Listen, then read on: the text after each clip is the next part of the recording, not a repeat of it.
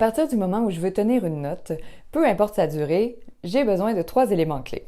La stabilité de la hauteur du larynx, la stabilité de la position de la langue dans ma bouche et la maîtrise du débit de l'air qui passe dans les cordes vocales. Si l'un de ces éléments-là bouge sans que je le veuille ou m'en rende compte, il y aura un impact immédiat sur la justesse et la stabilité du son. De façon générale, quand la hauteur du larynx bouge involontairement, c'est plutôt vers le bas parce que l'effort musculaire diminue. Si vous avez de la misère à sentir ce que votre larynx fait, je vous encourage fortement à mettre carrément votre main dessus pour sentir ces mouvements verticaux.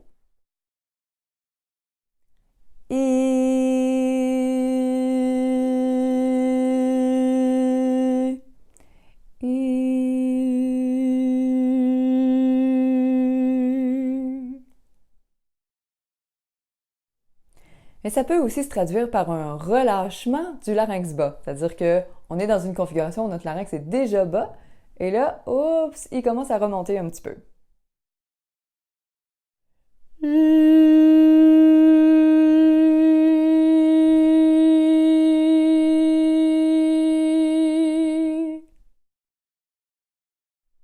Je veux prendre conscience de la hauteur de mon larynx au début de ma note pour ensuite pouvoir la fixer à cet endroit-là jusqu'à la fin. Si je remarque pas exactement à quelle hauteur est mon larynx, c'est plus difficile de la maintenir et c'est plus probable qu'il y aura des changements involontaires qui vont se passer. Les mouvements involontaires de la langue, aussi subtils soient-ils des fois, rendent souvent les notes tenues plus ardues.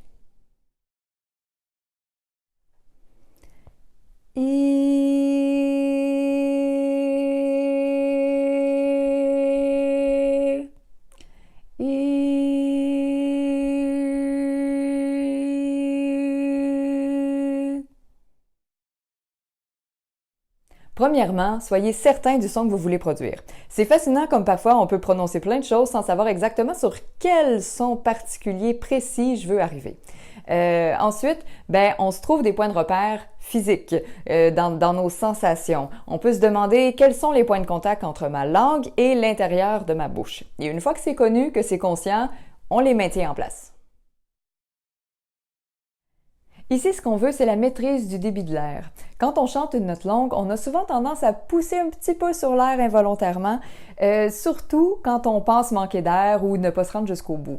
Et ça a un impact direct sur la stabilité. Ça nous donne généralement une sensation de perte de contrôle sur notre voix. L'affaissement de la cage thoracique est un indice qui peut nous mettre la puce à l'oreille qu'on est probablement en train de pousser de l'air involontairement.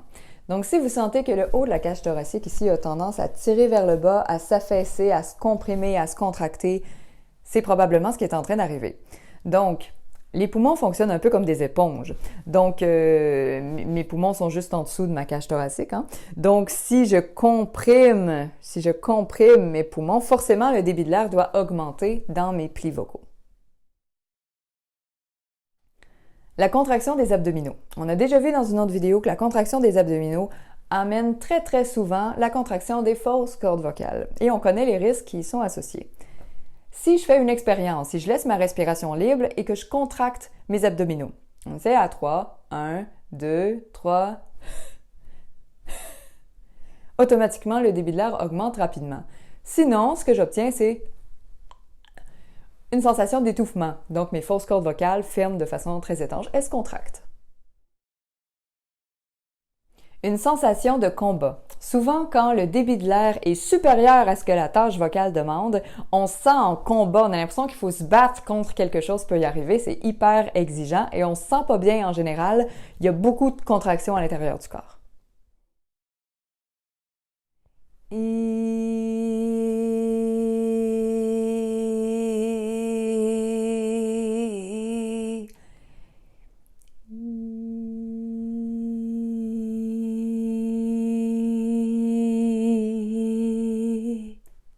Ces 3 éléments-là, la stabilité de la hauteur du larynx, la stabilité de la position de la langue, la maîtrise du débit de l'air qui passe dans les plis vocaux, sont applicables avec toutes les masses et toutes les tensions des cordes vocales et avec toutes les qualités vocales qu'on choisit d'utiliser.